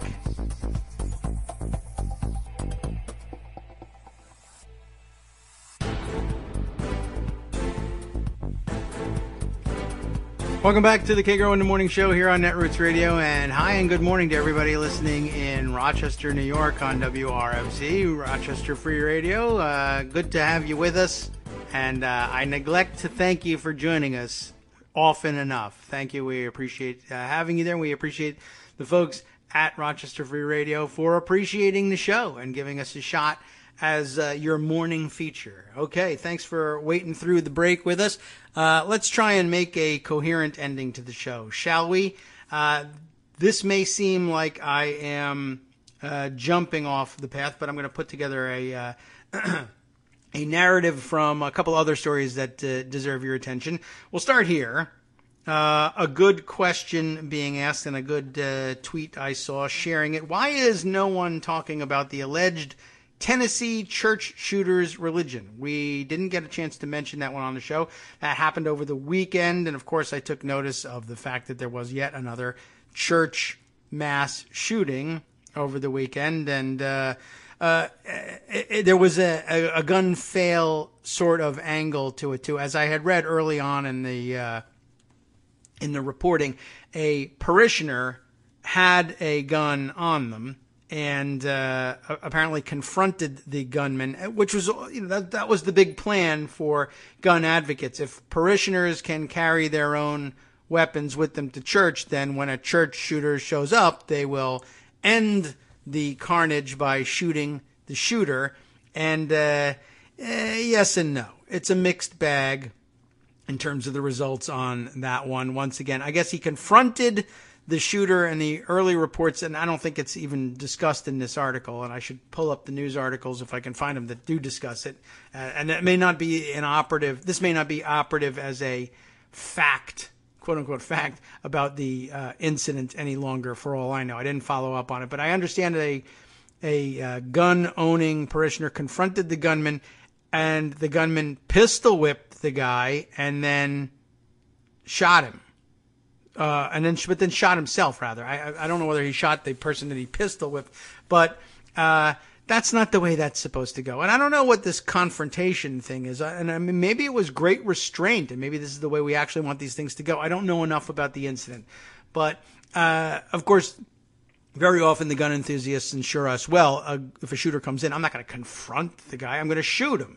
I'm going to bullseye him in the middle of a wild, frantic scene. And I always had my doubts about that. And so maybe it was smart to, get himself within range. I mean, it wasn't a smart idea. I'm not saying it's smart to get pistol whipped. It's not. But nobody plans on that. But at least they put themselves close enough to have an actual shot at stopping this thing cold, as opposed to firing from across the room and hitting other parishioners during the attack. Anyway, I just figure I would mention some of that. But the reason I brought it up today is the shooter's a member of the church, or he's been seen at worship services there before. But because he's a black man and because he was born in Sudan, though he has been here most of his life, the radical right and alt-right and other weirdos that populate the country have been trying instead to portray him as a Muslim, and that this is another scary international terrorist attack perpetrated by a foreign Muslim. He is, in fact, a U.S. resident who moved from the Sudan in 1996. He's 25 years old. He's lived here most of his life. And he's not Muslim. He's attended the church services there and was recognized by some of the parishioners when he attended on the day he perpetrated the shooting. And according to his Facebook profile, it says here in this Think Progress piece I'm reading, by Casey Michael, that on his Facebook page, he was very out and open about that. He wasn't shy about his religious beliefs or the fact that he was a practicing Christian. He could have probably used a little more practice. But, that doesn't stop the far-right figures from pretending otherwise. Multiple conspiratorial Twitter accounts have, it says here, further claimed that Samson is a Muslim, with one even incorrectly claiming he was a Muslim refugee, adding that, quote, "This is why we are grateful for," all caps, "extreme vetting. And thanks to, at Real Donald Trump, it got more extreme." I just wanted to kind of point that out, really as a doorway to the news that we just briefly touched on the other day, that now version 3.0 of the Muslim and travel ban. One includes North Korea, where there are no Muslims. There's no religion allowed at all, I don't think, but I don't know that much about the religious practices in North Korea. And not a major source of Muslim-based international terrorism. And of course, practicing Muslims of the real variety would object to my even saying that. Well, the terrorism isn't Muslim-based. It can't be. That's not how it works.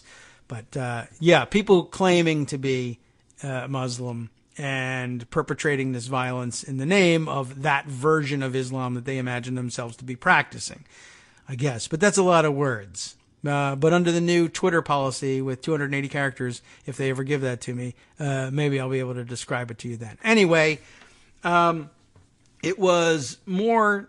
I served up the Tennessee shooting thing to highlight one of the other weird aspects of the new ban, which is that Chad got included, though apparently Chad has been pretty cooperative at the governmental level in fighting. I guess, is it Boko Haram that they've been dealing with there? But I'm not even certain if they're operative in their territory. But they, by most accounts, are puzzled as to their inclusion because they've been cooperative in the international war on terror, whatever that might actually entail. I know I've got an article close at hand about that, although it too comes up in a different context. But let me at least open the article so I can accurately describe the government of Chad's puzzlement at all of this. Foreign Minister Madeleine Alingwe said in a statement that the decision undermined the image of Chad and good relations between the two countries, that is Chad and the United States. She added that Chad was a partner in the fight against terrorism and that the ban would ruin its bilateral relationship with the U.S. So no, not even a specific discussion at that point of, there's mentioned down here.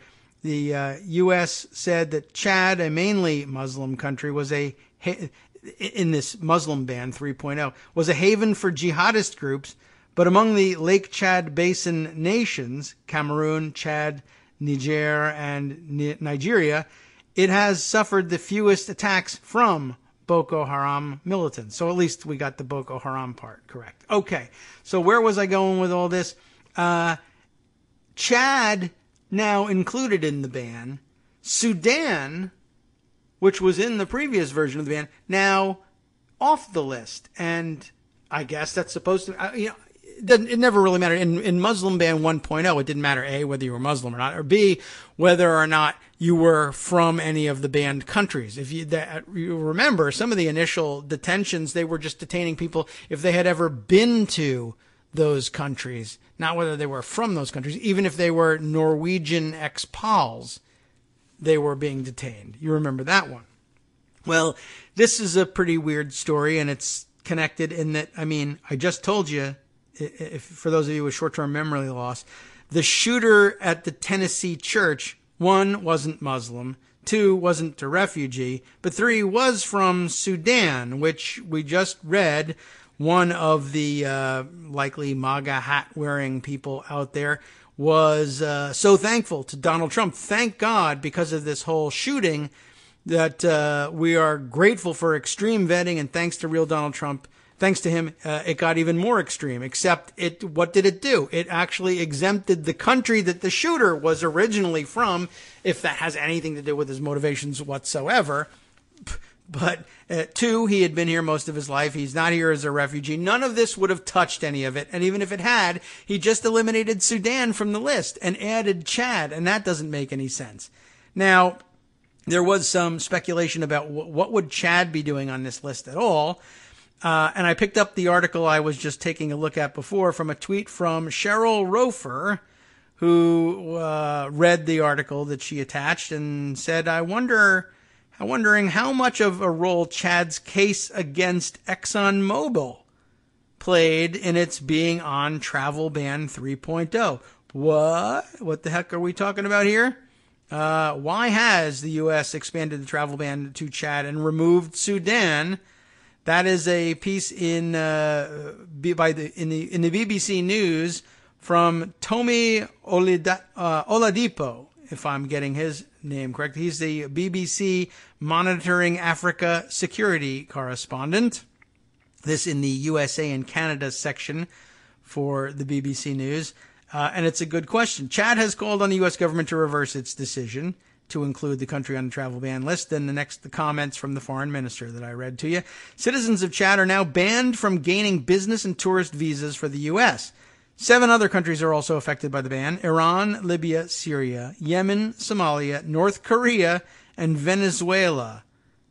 All the Muslims in there. But that, we thought that might just be cover. These are just other people that I hate that aren't Muslims. That way I can get them and prove that this is not about Muslims, even though it is, in court. I guess that's what he's thinking. Anyway, Sudan was removed from the list. U.S. President Donald Trump's original ban in March was highly controversial, as it affected 6 majority Muslim countries and was widely labeled a Muslim ban, including by the guy who promulgated the ban in the first place, Donald Trump. It's been challenged in court. You all know that story. This article covers what does the travel ban mean for Chad, and the lack of international support, I guess, for Chad in general is discussed in here as well. Then the ExxonMobil factor. Observers wondered, it wasn't just Cheryl's speculation, observers wonder whether Chad's troubles started when it attempted to slap a record $74 billion fine, good luck with that one, on U.S. oil giant ExxonMobil. At the time, the current U.S. Secretary of State, who would maybe ordinarily be, nominally at least, involved in this sort of travel ban policy promulgation, but maybe wasn't. Yeah, this current Secretary of State, Rex Everything Tillerson, headed the company of ExxonMobil at the time that Chad tried to fine the U.S. oil giant, and maybe he's taken a smack at Chad from the Secretary of State's seat. ExxonMobil was accused of not making royalty payments, but eventually avoided the fine, more than 7 times Chad's gross domestic product, as both parties reached a settlement. There is, however, little to suggest it was the cause of this ban. Chad might feel, as they say in the BBC, hard done to suffer this punishment despite its counterterrorism track record, while its eastern neighbor, Sudan, labeled as a state sponsor of terrorism, is being removed from the U.S.'s bad books.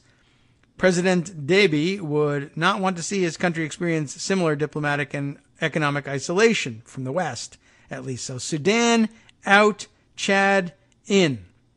And to make matters worse, somebody actually dared to ask the president, hey, WTF, dude, why would they be in and Sudan out? And Dan Frumkin, I think, put it pretty well when he tweeted out this bit here. He says, this is what happens when you ask Trump a specific question that isn't about his feelings. Back to the larger issue of Donald Trump being unfit for the presidency, a moron through and through, and I don't know. I mean, I think, does that not capture it all? The guy has no effing idea what's going on in his own government. Never did, never could, never had the capacity to do it even if he wanted to. Well, when you ask him a question that isn't about him or his feelings, he can't answer. That's what he says. Dan Frumkin says he simply cannot answer. He's retweeting a tweet from, oh boy, I'm going to have to work on the pronunciation here, Yagana Torbati, who is a Reuters reporter covering immigration, and she grabs the transcript of this exchange. I don't know who the reporter is asking the question. It may be her. I'm not sure. Here's the transcript. May I ask you a question about, inaudible, travel ban, the Muslim travel ban? The president says, yes. Okay, good answer so far. First of all, can you explain to us why Sudan was removed? And second of all, how does the travel ban work in North Korea that doesn't allow their people out of the country?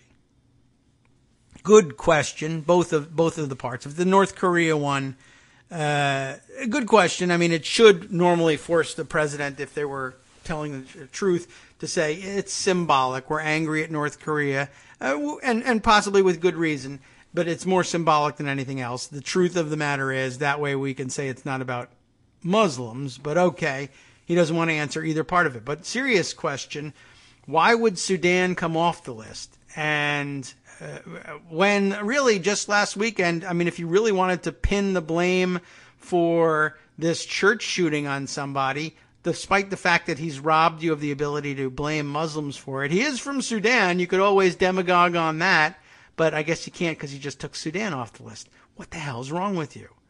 Anyway, what's the answer, right? So, can you explain why Sudan was removed? And what about the North Korea thing? The president says, well, the people allowed certain countries, but we can add countries very easily and we can take countries away. What the F kind of answer is that to the simple question? Why was Sudan removed? And what's the point of putting North Korea on when North Korea doesn't let their people out of their country, much less into ours? Well, the people allowed certain countries, but we can add countries.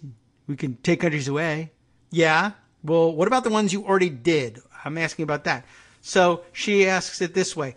What did the Sudan do right? Because that's the ultimate question here, right? Sudan got off the list. Chad got on the list. Chad feels it's unfair. Chad wants off the list. Everybody wants off the list.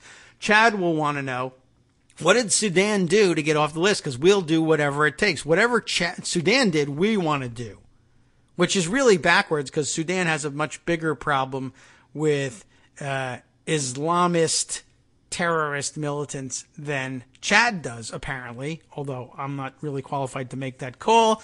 But the BBC is more qualified than I am on that score, and that's what they're saying.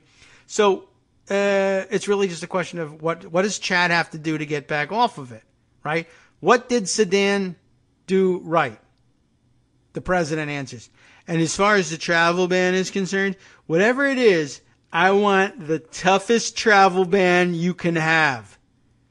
So, I'll see you in Indiana. We're going to go over some more points that have not been talked about. Are you all going? Is everyone going? That's the totality of his response to the question of what the F is up with your travel ban? You keep revising it. You must have had a reason to take Sudan off and put Chad in.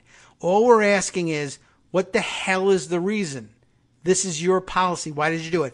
I'm going to Indiana. I'm going to have lots of balloons. We're going to have a big party and everybody's going to cheer for me. Yay. I mean, there's no answer. He's incapable of discussing the policy point. He doesn't know. He didn't make the decision. Nobody told him about the decision. I just signed things, okay? That would have been a much more reasonable and honest answer. I just signed whatever they put in front of me. I hold it up for the people to take pictures of. That's what the president does. That would have been honest, but amazingly, he's got no explanation for it. And it happens. I can't believe, why isn't everything a bigger deal? Why isn't corruption a bigger deal? Why don't we have more time to talk about the corruption? I don't know. But the guy just proved every bit of the thinking about what a moron he is right in front of everybody. Why aren't we talking about it? Because I'm not from Chad or Sudan. So I guess we move on. That's it. I don't know. We don't have that much time left, but of course the rest of what I wanted to discuss, and I guess we'll save it for Friday, is of course, let's see, the latest from Politico. The headline says, Russian-funded Facebook ads backed Stein, Sanders, and Trump. not a huge surprise, and not necessarily at this point an indictment of any of those people, even including Trump, but certainly more evidence that the Russians were involved in this stuff. And certainly less interesting whether they backed Stein or not, because she's not sitting in the White House claiming to be president. Neither is Bernie Sanders. Donald Trump, on the other hand, is, and we ought to get to the bottom of it. We'll read through more on that.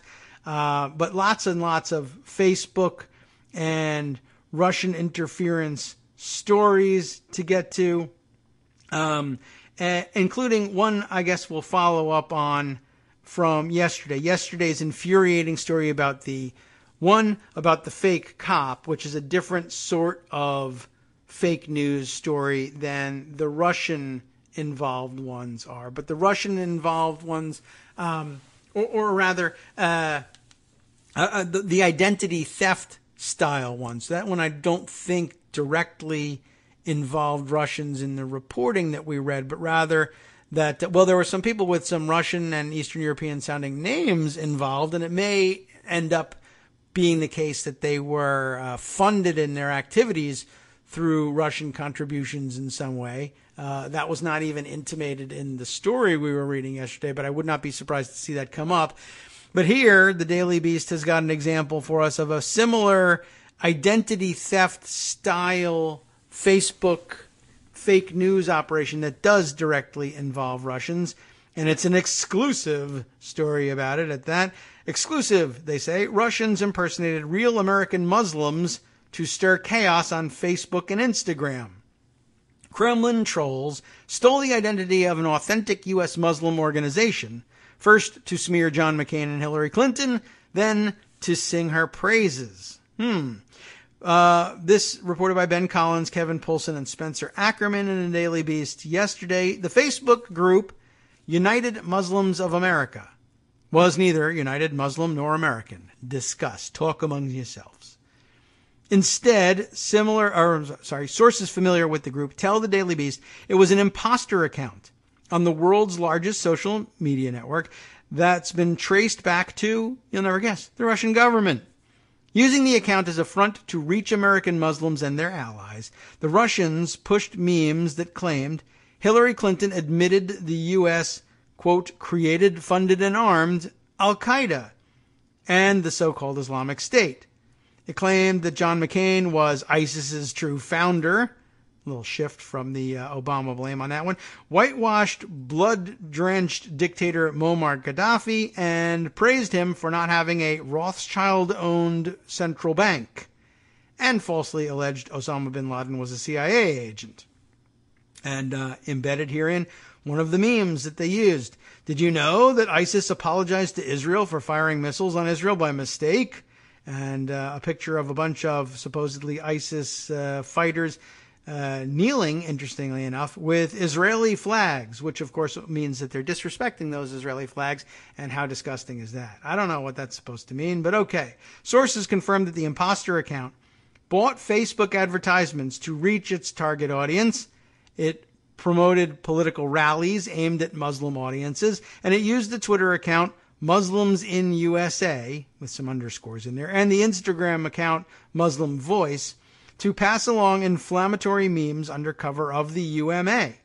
The Twitter account has been suspended, and the account on Instagram, which is owned by Facebook, was shuttered around the same time as the Facebook page. At least they're coordinating those closures. The Kremlin-backed trolls did all this while simultaneously using other accounts to hawk virulently Islamophobic messages to right-wing audiences on Facebook, such as an August 2016 Twin Falls, Idaho rally, remember that one, demanding we must stop taking in Muslim refugees. Taken together, the newest revelation of Russian propaganda on Facebook shows the sophistication of the Russian Active Measures campaign to influence the U.S. voting public. They didn't even bother using, it's not dark posting that's being used here, it's just straight up talking to different audiences with different fake voices. That's not terribly sophisticated, but I don't know. It's something. Russia knows no ends and no limits to which groups they would masquerade as to carry out their objectives. Representative Eric Swalwell, remember him, Democrat on the House Intelligence Committee, told the Daily Beast. Unlike other known accounts linked to the Russians, the United Muslims of America Facebook group was impersonating an actual organization. The Real UMA is a California-based nonprofit that promotes interfaith dialogue and political participation. Though it's over 30 years old, it's currently not functional, according to its most recent president, and is in the midst of an organizational rebuild. In the past, the group hosted events with numerous members of Congress, including Democrats Andre Carson and Swalwell, both of whom serve on the House Intelligence Committee investigating Trump-Russia ties, and Republican Ed Royce, the chairman of the House Foreign Affairs Committee. The imposter account identified itself as the United Muslims of America and used the URL facebook.com/Muslim America, which may have helped Russia obscure its masquerade. The Real United Muslims of America operates its own Facebook page at facebook.com/United Muslims of America UMA. Tashi Zahir was the Real United Muslims of America's most recent president. He recalled several months ago seeing an unfamiliar Facebook page using the UMA's name, but could not definitively remember if that account was the inauthentic Russian-linked one. There is at least one other Facebook group now using the name. He recalled that the Facebook account that seemed inauthentic did not have a logo, and at least one cached page the Daily Beast showed him from the Russia-linked account did. So, told about the anti-American memes on the imposter page, I can say fairly confidently that none of our board members or other affiliates would ever say anything like that, Zahir told the Daily Beast. The group, who I spoke to and continue to engage with, they seek harmony between the U.S. and the Muslim world, added Swalwell, who was not a source for this story. Many of these individuals I have heard firsthand denounce terrorist attacks across the world, including those carried out by Muslims. To see their name hijacked by the Russians, if true, and carrying out Russian goals of undermining the U.S. is disturbing and not who they are. Asked by the Daily Beast about the imposter account, Carson added, unfortunately, it appears that the United Muslims of America is one of many organizations that was unfairly targeted by Russia in their attempt to influence the 2016 presidential election. The account was also subtler than several of the others the Daily Beast and other news outlets have now identified as Russian-linked Facebook accounts. Much of the content on the account was apolitical, evincing positive portrayals of Islam and Muslims and debunking some of the very Islamophobic myths Russia was simultaneously deploying through other accounts.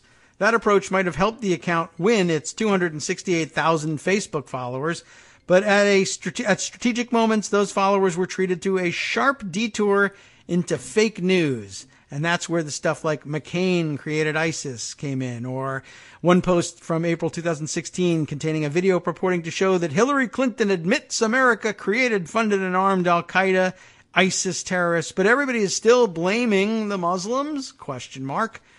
Well, they were sort of lying in wait as a sleeper account, building trust with an American audience and a Muslim audience, waiting for the chance to spring the fake news memes that would help the Russians with their wider goals of influencing the election, I guess.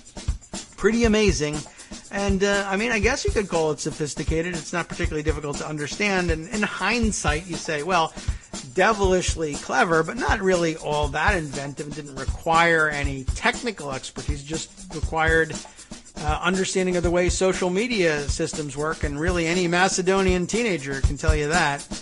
Lots more to get to. Friday show still to come. I assume it will be jam-packed with all the things that we missed today that I think that belong as part of our wider narrative. But in the meantime, it is time to hand the microphones over to the guys at the after show who will be batting cleanup on some of the short-term and, hey, probably some of the long-term stuff as well. I can tell you exactly what it is. It's all here in the Thank God It's Jovadi version of the after show. Donald Trump Jr. ditched his Secret Service protection for almost a week. Remember that? Well, what was happening? He went moose hunting in Canada with friends, but I'm sure they only discussed adoptions while they were there. White nationalist advisor Stephen Miller pushed the Trump to ban U.S. ally Chad, here we are, in a conscious effort to destabilize U.S. interests in Africa. And in the midst of a terror attack, investigators for the Treasury Department's Financial Crimes Unit were inexplicably shut out of critical classified computer networks. What was going on there? They'll tell you that and more on the After Show next. From Daily Kos Radio. on netrootsradio.com.